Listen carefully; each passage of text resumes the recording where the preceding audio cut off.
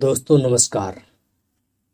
मैं आज आपको गंगोत्री धाम का महत्व, इतिहास और कहानी बताने जा रहा हूँ।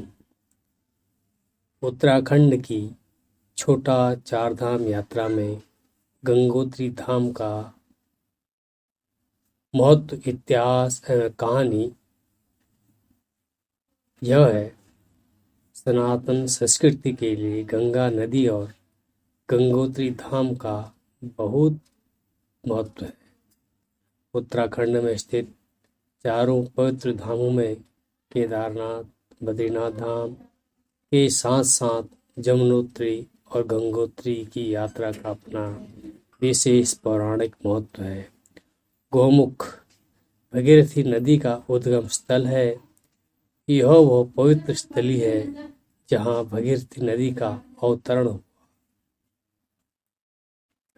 गंगोत्री धाम हिमालय के भीतरी क्षेत्र की एक ऐसी पवित्र स्थली है जहाँ गंगा नदी की पावन धारा पहली बार धरती पर उतरती है।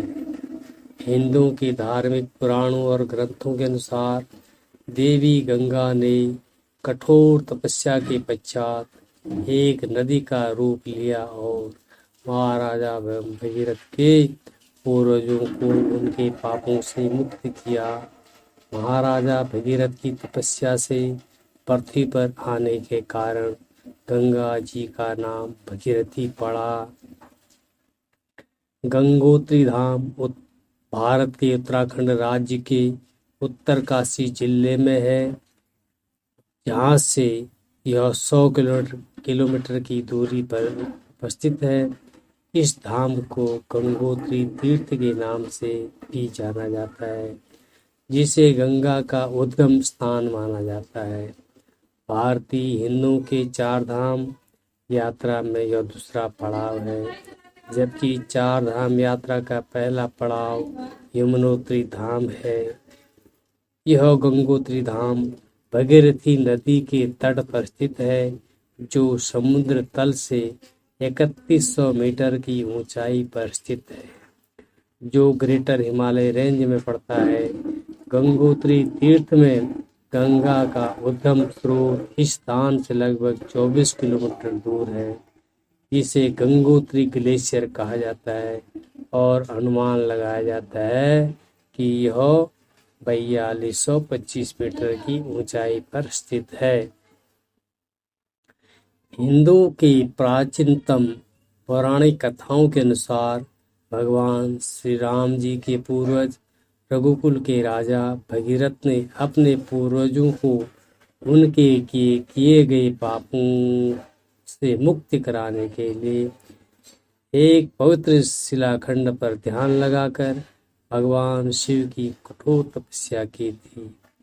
किंवदंतियों के अनुसार रघुकुल के राजा सागर ने अश्वमेध यज्ञ का अनुष्ठान किया था, जिसमें राजाओं द्वारा अनुष्ठान के लिए अश्वमेध घोड़े को चारों दिशाओं में यात्रा कराई जाती है। राजा सागर द्वारा जिस घोड़े को यज्ञ के लिए यात्रा की जाने वाली थी, उसे अपने साथ लेकर राजा सागर के 60,000 पुत्र और उनकी दूसरी रानी केसानी का पुत्र असमाजा पृथ्वी के चारों ओर निर्बंध यात्रा कर रहे थे। उस समय इंद्र देवता को ऐसा लगा कि यदि राजा सागर का यह यज्ञ सफल हो गया तो वो अपना शासन खो देंगे। इसीलिए उन्होंने उनका यज्ञ भंग करने के लिए उस घोड़े को चुरा लिया और उसे महर्षि कपिल के आश्रम में ले जाकर बांध दिया। उस समय महर्षि कपिल कठोर ध्यान में लगे हुए थे। जब उनके पुत्रों ने घोड़े को उनके आश्रम में पाया तो उन्होंने तुरंत उनके आश्रम पर आक्रमण कर दिया, जिससे कि महर्षि कपिल की तपस्या भंग हो गई और उन्होंने आंखें खोलने के बाद राजा सागर के 60,000 पुत्रों को नष्ट करने का श्राप दे दिया। कहा जाता है कि राजा सागर के पोते महाराजा भगीरथ ने अपने इन्हीं पूर्वजों को पाप से मुक्त करके मोक्ष दिलाने के लिए गंगा देवी को प्रसन्न करने के लिए कठोर तपस्या की थी।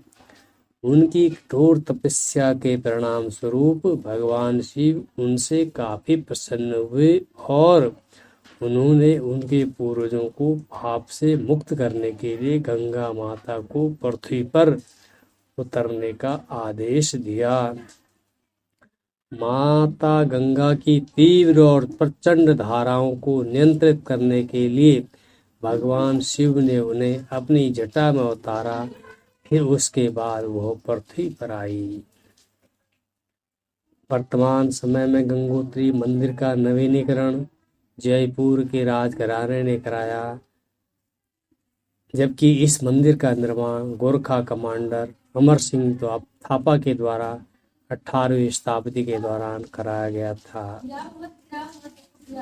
गंगोत्री धाम में विभिन्न प्रकार के दर्शनीय स्थल विराजमान है, जहाँ श्रद्धालु आकर पूजा अर्चना करते हैं और साथ ही साथ इस धाम में कई कुंड भी बनाए गए हैं। गंगा मंदिर गंगोत्री धाम में उपस्थित पूजनीय स्थलों में से सबसे प्रमुख है। इस स्थान पर देवी गंगा की मूर्ति स्थापित की गई है। कहा जाता है कि इसे शंकराचार्य ने स्थापित किया था। साथ ही साथ इस मंदिर में शंकराचार्य, जमुना सरस्वती जी और महाराज भगीरथ की मूर्तियां भी रखी गई है। इस मंदिर के पास एक भैरव मंदिर भी है। इसके अलावा यहाँ 3 कुंड भी है, जिनका नाम सूर्य कुंड, विष्णु कुंड और ब्रह्म कुंड है।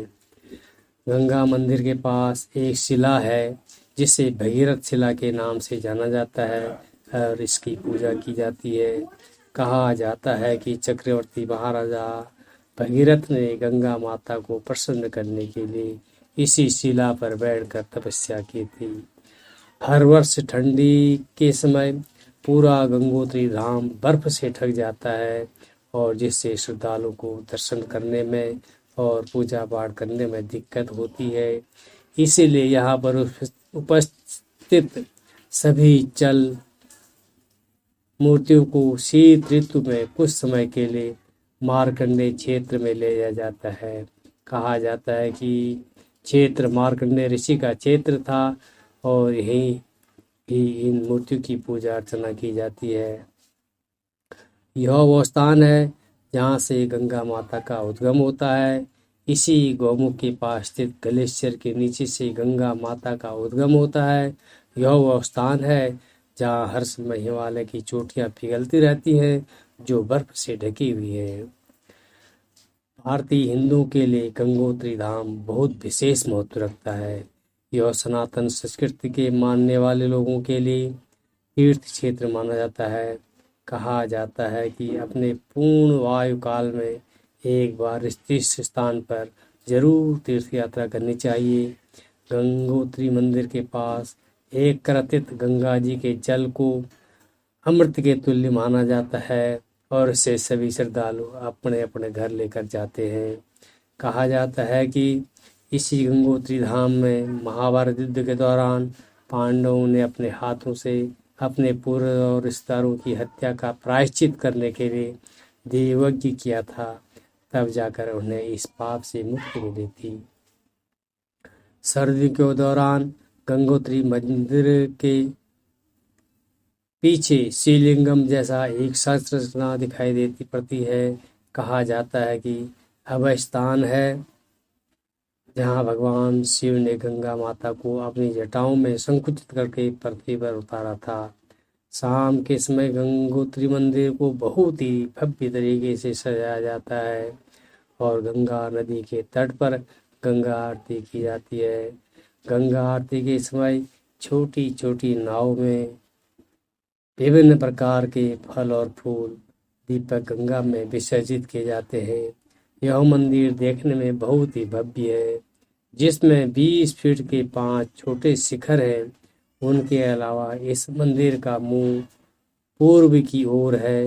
मंदिर की वास्तुकला पत्यूरी शैली से मिलती जुलती है, जो काफी सरल है।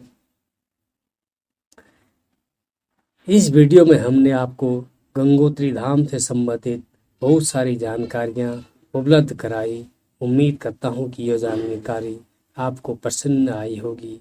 कृपया पसंद आई हो तो हमारे चैनल को लाइक कीजिए, वीडियो को शेयर कीजिए और कमेंट कीजिए और लाइक कीजिए। धन्यवाद।